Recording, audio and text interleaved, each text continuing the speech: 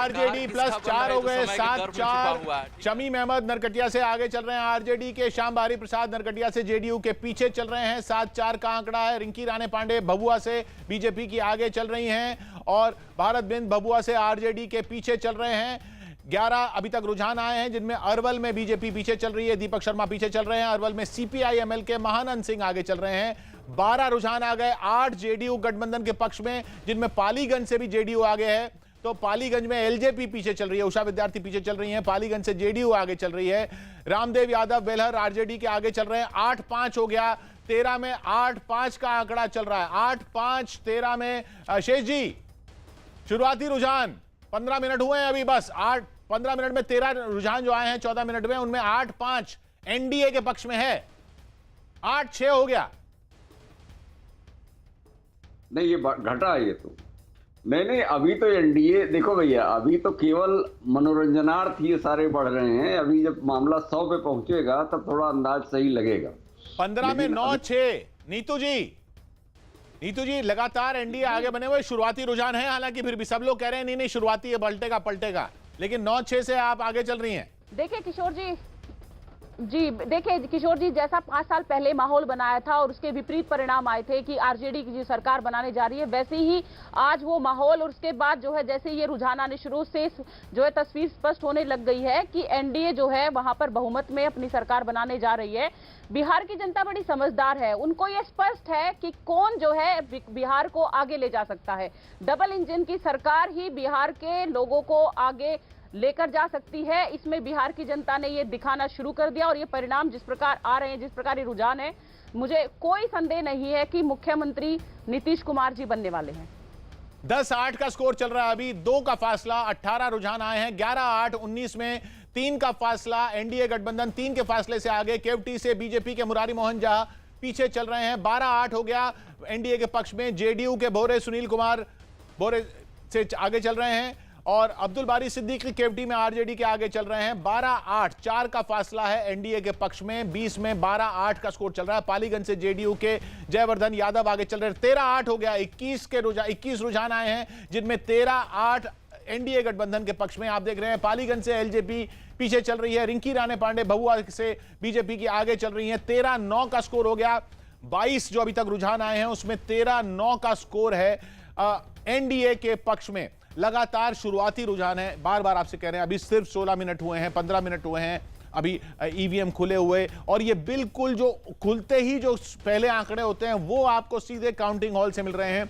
उनमें 22 में 13-9 का आंकड़ा चल रहा है, 22 में 13-9 का आंकड़ा चल रहा है एनडीए के पक्ष में। अनुराग के पास चलते हैं। अनुराग, क्या खबर आ रही है? और देखिए, हम आपको बता दें कि अब वीआईपी सीट्स के हमारे पास रुझान आने शुरू हो गए हैं। हमारे पास जो ताजा रुझान है, ये कहां से आपके पास रुझान? दरभंगा विधानसभा के केवटी से थे अब्दुल बारी सिद्दीकी, जो आरजेडी के काफी कद्दावर लीडर हैं, वो आगे चल रहे हैं। अब्दुल बारी सिद्दीकी आगे चल रहे हैं। केवटी सीट है ये दरभंगा की, यहाँ से आरजेडी के कद्दावर नेता हैं, बड़े नेता माने जाते हैं अपने इलाके में, अब्दुल बारी सिद्दीकी, वो आगे चल रहे हैं। और अभी जो ये आप रुझान देख रहे हैं किशोर, इसमें मैं आपको ये भी बता दूं कि इसमें से लगभग आधे रुझान जो हैं वो जो पोस्टल बैलेट के हैं और बाकी के आधे जो हैं वो ईवीएम फर्स्ट राउंड के रुझान हमारे पास यहां पर आ रहे हैं। तो ये एक मिक्स है अभी तक जो आप देख रहे हैं। जैसे जैसे नंबर बढ़ेगा ये सीटों का, रुझान का, उसके साथ ही ईवीएम के आंकड़े ज्यादा आने शुरू हो जाएंगे आपके पास। तो और आपको ये भी बता दूं कि कई जगह पर पोस्टल बैलेट 12,000 तक है, 12,000 पोस्टल बैलेट हैं जो हमारे पास जानकारी है, यानी पोस्टल बैलेट की गिनती हो सकता है शाम तक चलती रहे। जी हाँ, तो अभी का आंकड़ा बताते हैं। 26 रुझान आ चुके हैं, 14 जेडीयू गठबंधन के पक्ष में, आरजेडी गठबंधन के पक्ष में 12, जेडीयू गठबंधन लगातार आगे बना हुआ। अभिषेक झा जी हमारे साथ जुड़ रहे हैं जेडीयू के। अभिषेक जी, शुरुआती रुझानों में तो आप आगे चल रहे हैं, हालांकि बिल्कुल कांटे का मुकाबला, बिल्कुल शुरुआती है, बिल्कुल कांटे का है। 14-13 चल रहा है 27 में, 14-14 हो गया बराबर। देखिए, इतने पहले टिप्पणी करना कुछ भी उचित नहीं है, लेकिन हमें बिहार की जनता पर पूर्ण विश्वास है और एनडीए ने जो 15 साल भय के खिलाफ 15 साल भरोसे का जो मुद्दा बनाया और विकास के मुद्दे पर हम लोग इस बार चुनाव में गए हैं जनता के बीच में, और निश्चित रूप से हमें लगता है कि जनता हमें आशीर्वाद अपना देगी ही। नीतीश कुमार जी का चेहरा एक्सेप्टेबल चेहरा रहा है बिहार के लिए, और बिहार में जिस तरह से विकास की गाथा लिखी गई है विगत 15 वर्षों में, यह बात किसी से छिपी हुई नहीं है। आप किसी भी क्षेत्र की बात कर लें, आज चुनावी भाषण देने का तो मौका नहीं है, हम सब लोग जानते हैं। नहीं, मैं कुछ आपको घंटों का इंतजार है, अच्छा मैं आपसे एक सवाल पूछता हूं, अभी के बिल्कुल शुरुआती रुझान है, इन्हीं पे सवाल इसीलिए पूछ रहा हूं। 14 सीटें ऐसी जिन पे एनडीए गठबंधन आगे है, उसमें बीजेपी 9 पर आगे है, जेडीयू 5 पर आगे है। क्या ऐसा होगा कि भाई बीजेपी जो है वो बड़ी पार्टी बन के निकलेगी? देखिए, अब कौन बिहार में सबसे बड़ी पार्टी बनता है, कौन दूसरे नंबर पर होता है, तीसरे नंबर पर होता है, यह तो चुनाव के नतीजे ही स्पष्ट कर देंगे। लेकिन हमें जनता पर पूर्ण विश्वास है, हमें अपनी जो आधी आबादी है उस पर पूर्ण विश्वास है, साइलेंट वोटर्स पे पूर्ण विश्वास है कि वो लोग निश्चित रूप से एनडीए के पक्ष में, नीतीश कुमार जी के नेतृत्व में आलोक जी वोट हमारे साथ करेंगे। कांग्रेस के हैं। आलोक जी, आपका ब्रेकअप ये कहता है आरजेडी गठबंधन का 14 में 8 आरजेडी, 4 लेफ्ट, 2 कांग्रेस। आरजेडी गठबंधन अब आगे निकल गया 15-14, 29 में से 15 आरजेडी गठबंधन को। जी बोलें आलोक जी। देखिए, मुझे लगता है कि बहुत शुरुआती रुझान है। अभिषेक जी ने भी अभी कहा कि उनको आधी आबादी पे भरोसा है। मुझे लगता है कि अगर आधी आबादी पे भरोसा है तो उनको चुनाव ही नहीं लड़ना चाहिए था। लेकिन इतना ज़रूर है कि अगर विकास किया होता तो मोदी जी नीतीश जी के चेहरे को पूरे प्रचार से गायब नहीं करते। पूरी तरह से बीजेपी ने बहुत टैक्टिकली जेडीयू को समाप्त करने का काम किया है। कई अलायंस वहां पर छुपे हुए चलाए हैं, लेकिन मोदी जी का जो चेहरा सामने था आज पूरी तरह से वो धूमिल हो गया, फीका पड़ गया है। पैसा जो है अब रियल इश्यूज को नहीं दबा सकता है, जेडीयू गठबंधन झूठ आगे नहीं निकल गया, ढक आलोक जी। सकता है। पोलराइजेशन को पूरी तरह से बिहार की जनता ने रिजेक्ट किया है।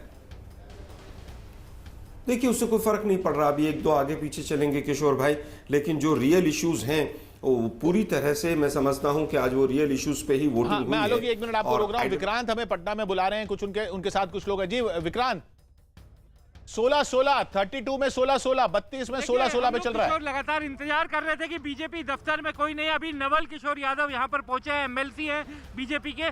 नवल जी, एग्जिट पोल तो आप लोग को पीछे दिखा रहे थे, अब क्या उम्मीद, नतीजे गिनती शुरू हो गई है? देखिए, एग्जिट पोल जब भी दिखलाए हैं तो वो कभी सत्य के करीब नहीं रहे। एग्जिट पोल हमेशा फ्लॉप किया है, इस बार भी फ्लॉप करेगा। ये आप लोगों का लेकिन तेजस्वी के घर के बाहर तो ढोल नगाड़े पहुंच गए।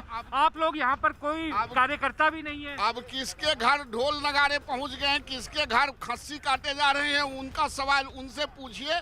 हमारी पार्टी सिस्टम की पार्टी है, सिस्टम से चलती है और सिस्टम से काम करते हैं।